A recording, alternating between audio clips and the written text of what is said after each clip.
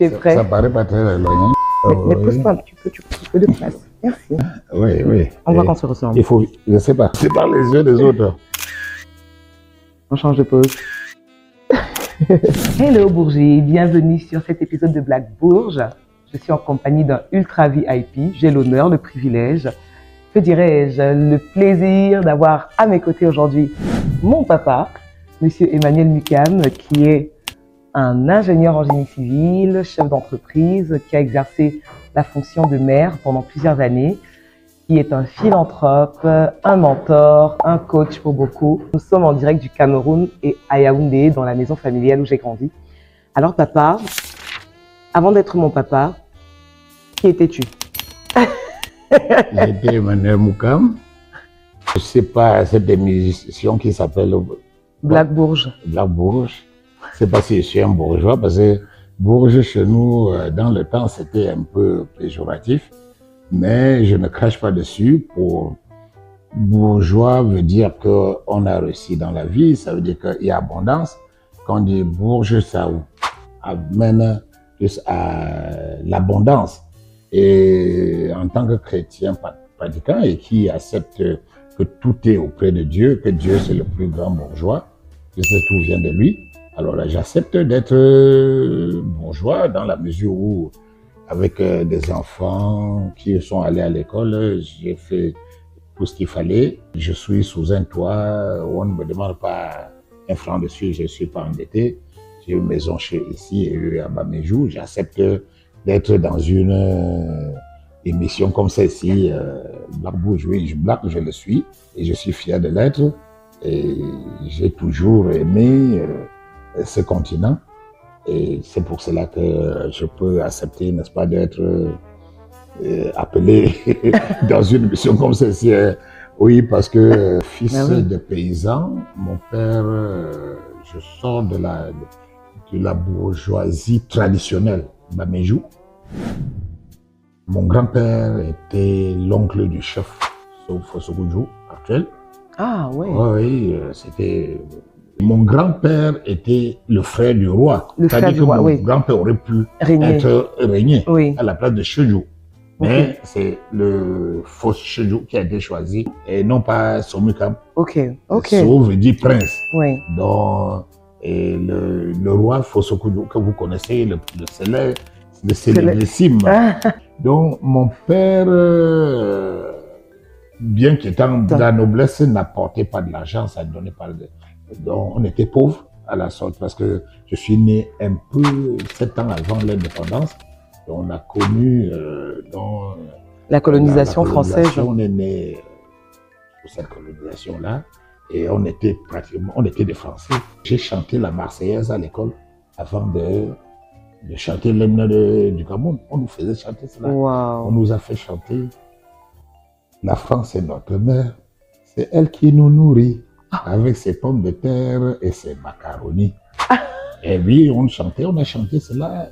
Et au marché ou pas, on était fiers d'être des enfants français. Oui, mais on incroyable. Ceux de ma génération, ils connaissaient bien toutes ces chansons. Et le 14 juillet, on le fêtait. Wow. Il y avait des jeux divers, des différents jeux, comme le mât de cocaïne sur lequel le monde se bousculait, de courser dans les sacs. Il y avait tellement de... Bon, ça, j'ai connu cette période-là. Après l'indépendance, on a aussi célébré, on a marché au pas des pieds nus. Bon, et papa, quel est le souvenir que tu as de ton enfance sous justement le Cameroun colonie française? Parce que beaucoup de personnes de notre génération, ou même de ceux d'avant, n'ont pas forcément vécu ça. Puisque toi, tu es né 7 ans avant les indépendances. Tout à fait. Qu'est-ce que tu peux nous partager de ça? Il y avait une école à Bamejou, puisque c'est en cette période-là, on a eu que péripéties. Mon papa, il a vu tous ses amis partir de Bamejou. Lui, il était bourgeois du village, il restait là, mais ses amis sont venus en ville, veut dire à Douala ou à Yaoundé. Il fallait qu'il rentre au village pour garder, oui, la concession et régner. Le plus grand souvenir, je ne l'oublierai jamais. Oui. Là, ça fait pas longtemps que je racontais cette histoire. C'est en 1958 que ça s'est passé. Il y avait des inspecteurs de pédagogique. Je crois que ça doit être ça, c'est ce que je dois croire. Il y avait un blanc qui était inspecteur pédagogique. Il passait inspecter les enseignants pour voir si on enseignait bien. Un jour, il arrive, on n'avait pas l'habitude de voir les blancs. Donc, vous savez qu'on était sous colonisation, mais pour nous les enfants, c'était rien du tout. Oui. En réalité, c'était même un endroit comme une garderie d'enfants, parce qu'il n'était pas question qu'on aille être dans les jupons de nos mamans dans les champs. Nous, les tout petits, on était là, on se racontait nos histoires, nous, on ne s'occupait même pas de nous. Mais pour revenir à ce qui m'a marqué, et cela, je ne pourrai jamais oublier, donc c'est ce jour où un blanc est venu. Il avait une voiture 2 chevaux, ça s'appelle 2 chevaux, quoi. C'est un type de marque Citroën. Citroën, oui. Et ça ne tombait jamais. On dit que la voiture ne tombait jamais parce qu'elle pouvait faire tonneau. C'était toujours, son centre de gravité était très très bas. Il entre en classe, il écrit quelque chose au tableau. Et on avait peur, le maître avait peur. Et il demande qui peut lire. Tout le monde s'est regardé, personne n'a le courage. Oui. Peut-être qu'il y en avait qui savaient lire, mais qui n'osaient pas. Moi, tout petit, j'ai 5 ans, le seul mot français que je connaissais, on disait, moi monsieur. Je ne savais rien lire. Oui. Mais j'ai dit, moi monsieur. Parce que c'est le blanc, monsieur. Le français, il me regardait. Il dit, oui, toi. Alors, notre maître était mort. Je me dis, qu'est-ce qu'il va nous sortir? Je me suis mis, il y avait une récitation, la marmite au pot-au-feu. Si tu vas sur YouTube, tu peux le trouver aujourd'hui, parce que c'était un classique. Sur le feu jaune et bleu, chante la grosse marmite, la marmite au pot-au-feu. J'ai récité ce poème-là, de bout en bout jusqu'à la fin. À 5 ans? À 5 ans. Wow. On ne me l'avait pas enseigné. On enseignait aux plus grands. Oui. Mais moi, à côté, j'avais appris. On ne savait pas que j'apprenais. Mais moi, je retenais sans effort. Sans effort. Incroyable. Le français était, il était tout radieux. Il était rouge comme Omar. Il s'est mis à applaudir. Le maître, il regarde comme ça. Il ne savait pas quel allait être le verdict. Oui. Le français, il est sorti de la classe, il est allé dans sa voiture. Le maître me regardait avec de mauvais yeux. Il ne pouvait rien dire à ce moment-là devant le blanc. Le français, il n'a rien dit au maître. Et il est parti dans sa voiture. Il a pris une boîte de craie. Robert Color, qui avait plusieurs couleurs. Ouais. Il est venu, il me prend. Il m'a caressé. Dit, petit, tu iras l'autre. Wow. Il m'a remis ça dans les mains. J'ai dit, merci monsieur. Merci. Alors, ça m'a... Depuis... Et le maître était heureux. Après, à la fin, l'inspection s'est arrêtée là. Si un homme de 5 ans peut réciter à la perfection, ça veut dire que le maître enseigne tellement bien que ça ne vaut pas la peine de demander qu'on lisait. Est-ce que tu comprends ça? Tout à fait. Donc c'est quelque chose qui m'a marqué. Et le soir, j'étais la fierté de mon papa. Mon papa qui était tout sévère, il m'enseignait encore au coin du feu. Oui. À la lueur il n'y avait pas d'électricité, il n'y avait pas, même les lampes d'appel, c'était pour les bourgeois. Oui. Donc le maître m'a accompagné chez moi. Wow. Il a montré à mon papa, puisqu'il n'y avait pas un endroit pour écrire, il n'y avait pas l'ardoise, on ne nous demandait pas cela. Et il a dit, garde cet enfant à l'œil, il ira loin. Wow. Et voilà, bon, ça c'est parmi tant d'autres histoires. Oui. Comment est-ce que vous viviez sans télévision, sans internet, sans Google, sans radio? Comment est-ce que vous viviez à cette époque? Ben, on était des sans soucis. On créait nos jeux, on jouait, nos chansons, on inventait. On était très inventifs. On n'était pas encombré par des jouets venant de l'extérieur. Nous fabriquions nos jouets. Avec quoi? Avec des nervures de bambou. De tout ce qui est dans la nature. Oui, non, on n'avait pas de ballon, mais on fabriquait les ballons avec les nervures, surtout de bananier. On fait tout ce qui est rond et on attache bien et tout, et on tape dedans. Donc, c'était ça, quoi. Et bon, et quand maman t'envoie quelque part, tu ne pars pas seul, tu amènes quelqu'un, et vous partez, vous jouez, oui, et on jouait, on créait. C'était la période de la créativité. La créativité. Et aujourd'hui, moi, je dis, nos enfants, vous n'arrivez plus à créer quelque chose parce que on n'a pas donné la possibilité de créer. Moi, je trouve que de nos jours là, on a détruit le génie créateur dans la tête des enfants avec tout ce qui est tout prêt. Un jour, j'ai fabriqué mon poste radio toujours toi avec les nervures de bambou. C'était ce qui était disponible. J'avais vu un poster radio, j'ai fait ma radio, n'est-ce pas, un parallélogramme d'une brique là, et j'ai attrapé une sorte d'abeille. C'était un insecte qui fait du bruit. Ça fait beaucoup de bruit. J'ai pris du plastique pour mettre, j'ai mis du papier ayant gradué comme le poste radio, comme tu as vu là. Donc, j'ai fait un curseur qui, quand tu tournes, ça s'est déplacé pour aller perturber dans l'insecte à l'intérieur. Et j'ai fabriqué l'antenne. Si bien que quand je présentais, on dit mais que Moukam, il a fabriqué une radio qui parle. Et qui parle. Alors, du coup, on me donnait 10 francs et je pars, je tourne. Ça perturbe l'insecte à l'intérieur. Il commence à grésiller. Donc, c'est des petits trucs comme ça, tu vois. Il y en a qui disent, moi, parce que je n'ai pas eu tel ou tel avantage de la vie, et du coup, mes enfants doivent passer par les mêmes choses que moi pour pouvoir s'en sortir. Qu'est-ce que tu penses de ça? Ça peut marcher pour certains, mais pour d'autres pas. Pourquoi? Parce que personne n'est égal à l'autre. Même vous qui êtes élevés par moi, dans le même moule, vous n'avez pas tous le même caractère, ni la même réussite. Donc, à la limite, je crois même au déterminisme. Parce que quand je regarde mon histoire, elle est vraiment extraordinaire. Pourquoi? Parce que c'est vrai, je suis né d'une famille noble, mais d'une famille pauvre, vraiment pauvre. Puisque quand je suis chez mon tuteur à Bafoussam, on est à la sortie de l'indépendance, la famine, on s'est retrouvés presque tous à Bafoussam.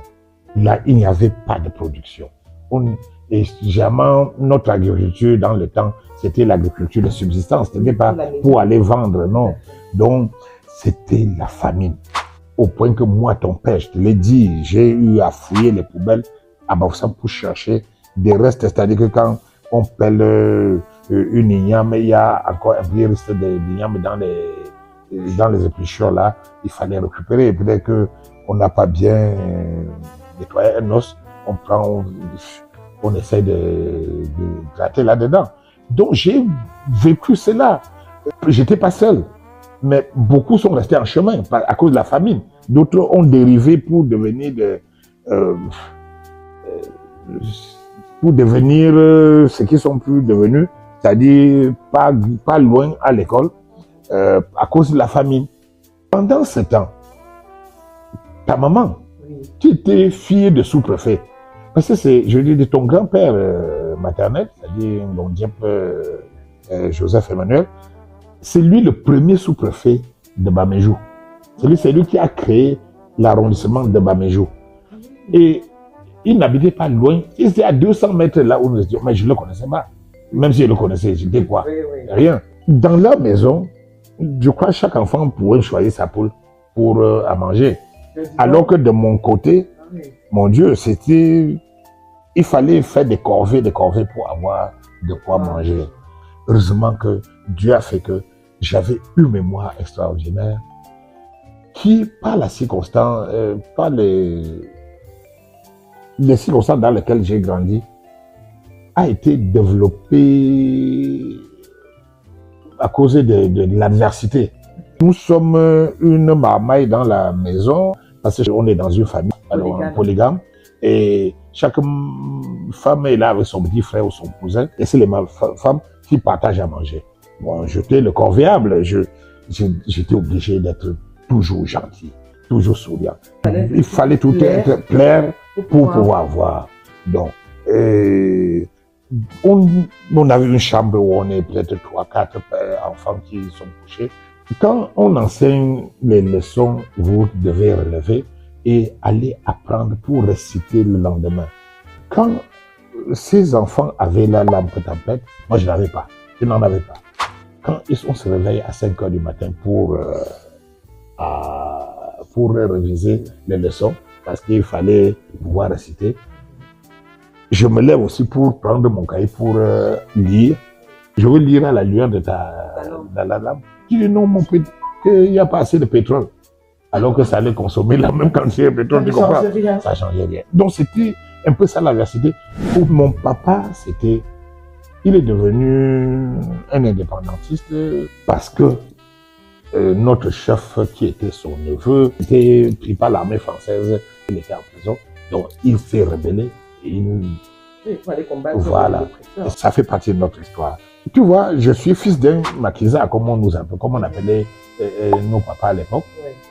Et ma future femme, elle est la fille du sous-préfet. Ouais. C'est-à-dire que de ceux qui ont remplacé les Blancs. Ouais. C'est-à-dire que des traîtres. Ouais. Parce que pour la population, ceux qui ont accepté ce type d'indépendance, c'était des traîtres. Ouais. Alors que voilà, c'est les collabos. Voilà le mot. C'était des collabos.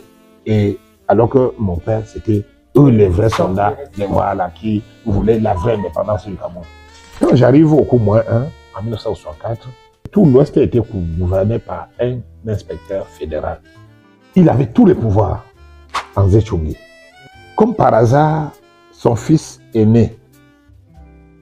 On se retrouve au Coumouin 1, Nestor Anzé. Oui. On est devenus des amis. Jusqu'aujourd'hui, il est mort dimanche dernier, il est décédé dimanche dernier. On est restés des amis pour la vie. Tu vois, le fils du maquisard et le fils du collabo, les deux, c'est un peu David et Jonathan. On a pu créer ça. Tu vois, cette vie qui m'a amené à rencontrer les plus grands que j'aurais pu rencontrer. Donc, je fais le concours de Polytech et je sors major. Oui, il faut se battre un peu. Je suis devenu ingénieur sans avoir jamais vu un ingénieur. Oui. On est des pionniers ingénieurs. D'autres peuvent devenir ingénieurs aujourd'hui parce qu'ils ont vu des gens comme moi et tout. Tu travailles 8 ans en tant que salarié dans une entreprise et au tout début des années 80, tu décides de créer ton entreprise. À l'époque où tout le monde était salarié, qu'est-ce qui te donne l'envie, la motivation et même le courage de sortir du confort d'avoir un salaire permanent, d'avoir un cadre sécure pour lancer ton entreprise alors que tu étais déjà marié avec quelques enfants en bas âge? J'avais en moi une âme d'entrepreneur.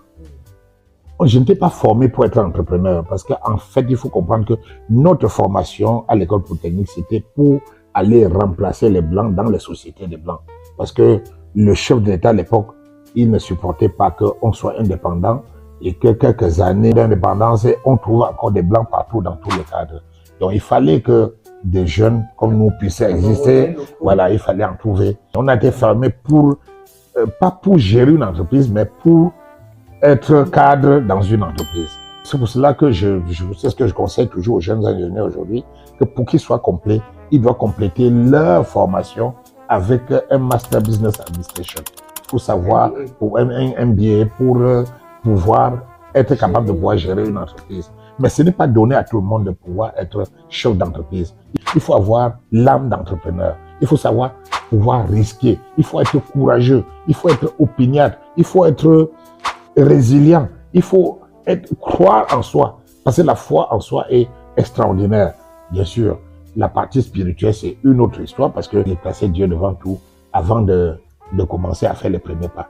Dans d'autres cadres, je répète, et même ici, pourquoi pas, s'il faut, c'est pas du prosélytisme que je dis, non, c'est pour dire que je réalise que c'est Dieu qui a tout écrit même avant. Parce que ma fille, tu ne peux pas imaginer.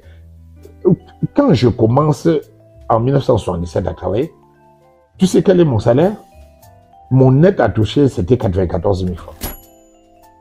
En 1985, quand je dis je ne veux plus être un employé, tu sais à combien j'étais? J'étais à 955 000 francs. En l'espace de 8 ans, j'avais multiplié mon salaire par 10. Et l'entreprise ETPC qui m'utilisait, qui était une entreprise française, puisque mon dernier boulot, je construisais la direction des impôts ici à Yaoundé. Et ils m'ont proposé qu'ils vont doubler mon salaire pour que je puisse rester. C'est-à-dire qu'ils étaient prêts à me payer presque 2 millions de francs pour que je puisse rester. Alors, ce n'était pas une histoire d'argent. Si c'était une histoire d'argent, c'est resté. Mais qu'est-ce qui m'a donné ce courage? Mon épouse.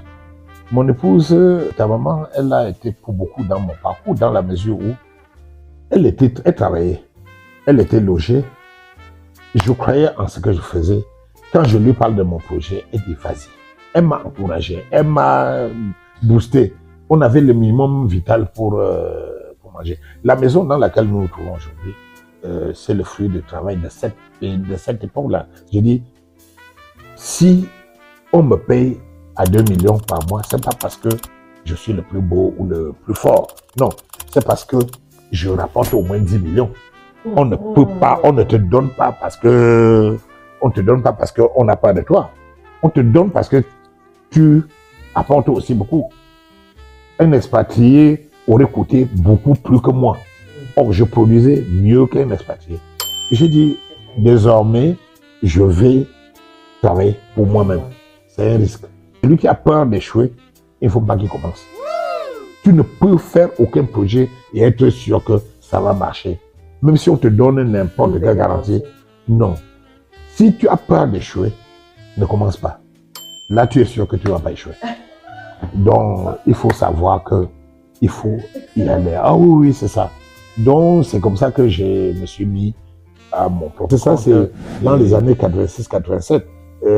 La crise économique qui a secoué le Cameroun a commencé à cette période-là. Mais les amis et les gens qui croient en toi étaient assez nombreux. Ça a été un grand boost. Je peux me vanter d'être l'entrepreneur du chef de l'État. Mais on ne m'envoie pas, j'ai construit pour tout le monde. Oui.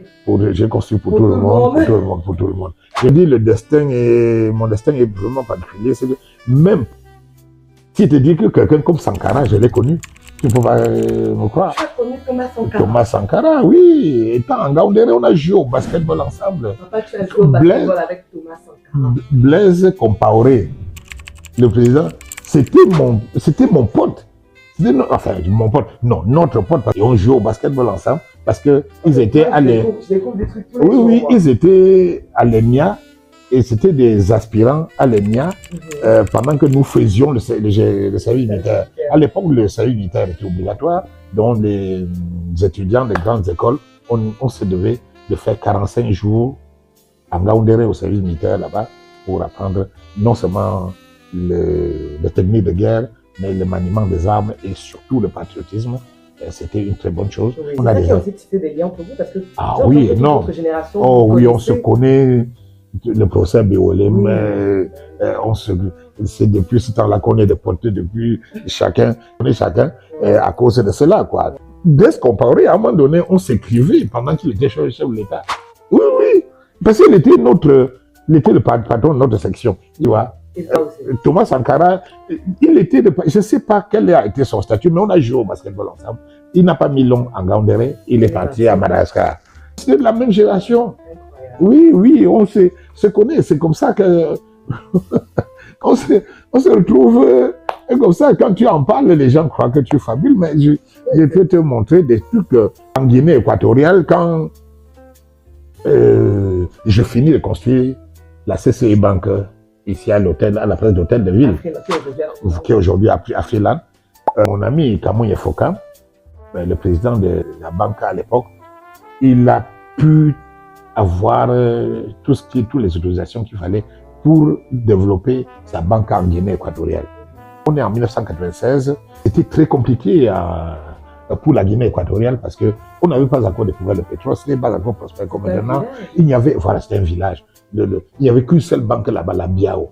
On a pris un avion privé, on a débarqué à Malabo et au pied de l'avion, tout ce qui nous attendait, au Biangema Bazogo, avec lui-même au volant de la voiture, avec une Mercedes K4, avec des gardes de corps marocains autour de lui. Il nous a pris dans sa voiture.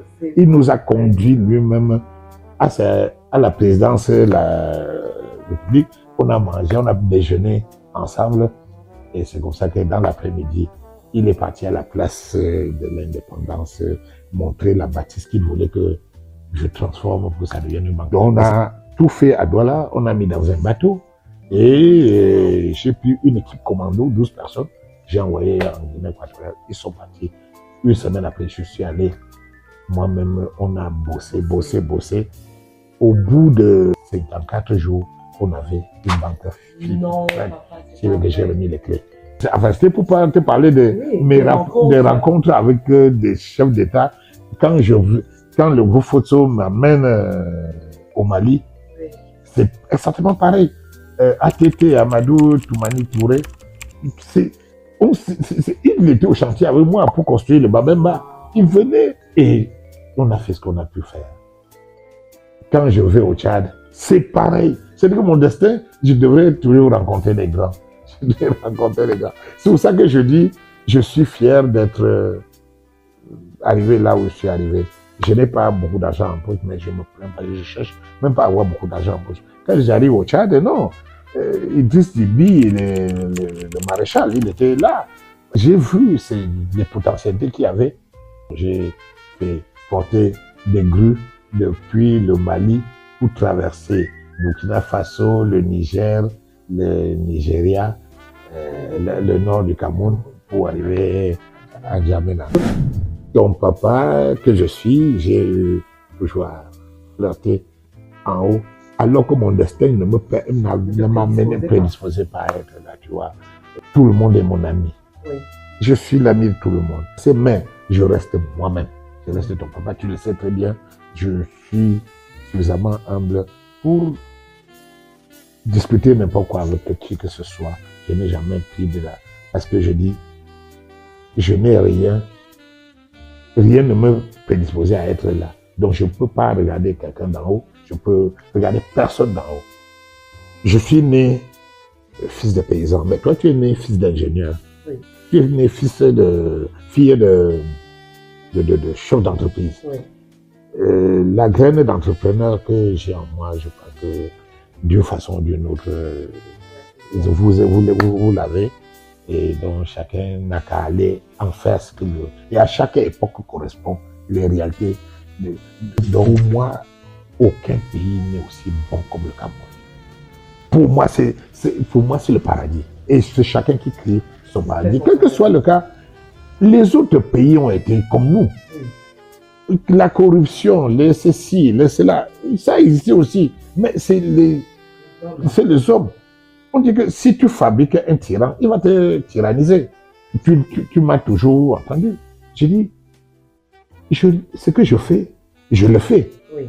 Mais si je veux, je peux avoir le visa pour entrer dans n'importe quel pays au monde. Mais après, je rentre chez moi. Vous voyez que tout le monde parle bien. Les Chinois frappent à la porte, les Turcs frappent à la porte, les Russes, même les Français pleurent parce que leur part n'est plus. Comment les gens vous attirent chez eux et ils courent chez vous? Vous ne trouvez pas que c'est une affaire de dupe, ça?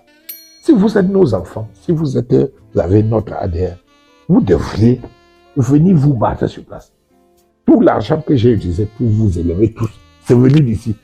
Le vrai argent, c'est ici. Et c'est ici que vous pouvez prospérer. C'est ici que se trouve la vraie richesse. Pourquoi? Parce que tout ce que je peux citer d'avoir réalisé, c'est formidable. Ma signature est pratiquement partout.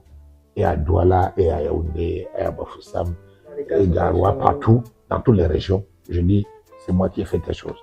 Oui, et j'ai des amis partout, dans toutes les régions. Dans toutes les régions.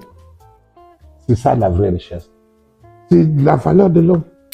La valeur de l'homme, c'est-à-dire ce qui est en toi, qu'est-ce que tu donnes, quelle valeur as-tu transmis à tes enfants, et toi, tu es mieux placé pour témoigner de ce que je vous ai transmis, vous élever libre, ouvert. Je ne t'ai jamais dit à toi, ma fille, que n'épouse que quelqu'un de tel endroit, ou ni un tel autre que je ne veux pas d'un tel... Moi, je veux ton bonheur, tout simplement. Et on peut réussir dans tout le domaine. Il n'y a pas de saut métier, il n'y a que de sauter gens. Ah oui, ah oui, c'est la vérité.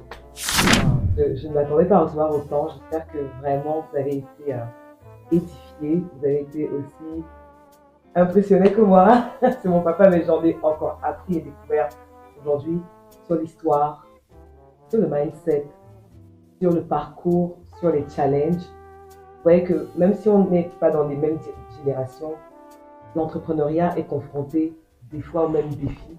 On a fait l'histoire ensemble. Et je suis sûre que vous avez énormément de choses à commenter là-dessus. Je vous invite à partager cette vidéo pour que justement on puisse véhiculer ce message d'unité, ce message d'optimisme, ce message de c'est possible et qu'il n'y a pas de fatalité en soi. On peut commencer petit et terminer grand. Et même dans ce chemin, les rencontres qu'on fera, les expériences qu'on va vivre peuvent vraiment être des boosters pour pouvoir avancer. Je ne sais pas à quel public cette interview est destinée, mais c'est pour dire simplement que si j'ai pu avoir ce parcours et je rends grâce à Dieu pour ma vie, je n'ai rien à regretter dans ma vie. Je lui dis merci Seigneur de m'avoir tracé ce chemin et pour les êtres exceptionnels que tu as mis sur mon chemin, et je te rends grâce pour tout cela. Et le meilleur peut-être est encore à venir parce que je suis en bonne santé et on ne sait pas parce qu'on est en bonne santé qu'on va vivre éternellement. Mais pour dire aux autres que faites tout ce que vous avez à faire, mais faites-le en vous disant qu'est-ce qu'on retiendra de moi après moi. Ce n'est pas la quantité de ce que vous aurez amassé. On ne dira pas qu'on a accumulé tant de milliards. Qu'as-tu réalisé? Quelle impression as-tu laissé? Est-ce que les gens doivent dire de vous que ça c'est un homme bien ou bien c'est quelqu'un un peu louche? Bref, qu'est-ce que vous léguez à la progéniture, à votre progéniture ou aux générations à venir? Comme je dis souvent aux jeunes, la première qualité d'un être humain, c'est l'honnêteté. L'honnêteté. Quand on est honnête, on ne peut pas être orgueilleux. Quand on est honnête, on sait demander pardon parce que tu reconnais en toi que tu as eu tort. Quand on est honnête, on dit les vérités. Et pour moi, c'est la vertu cardinale. Je vous remercie.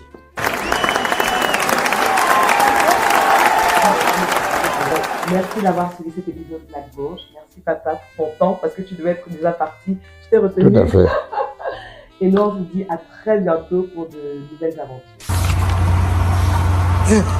L'influenceur de Bamenjou. Dans le monde de Paris, on appelle pour dire que vraiment...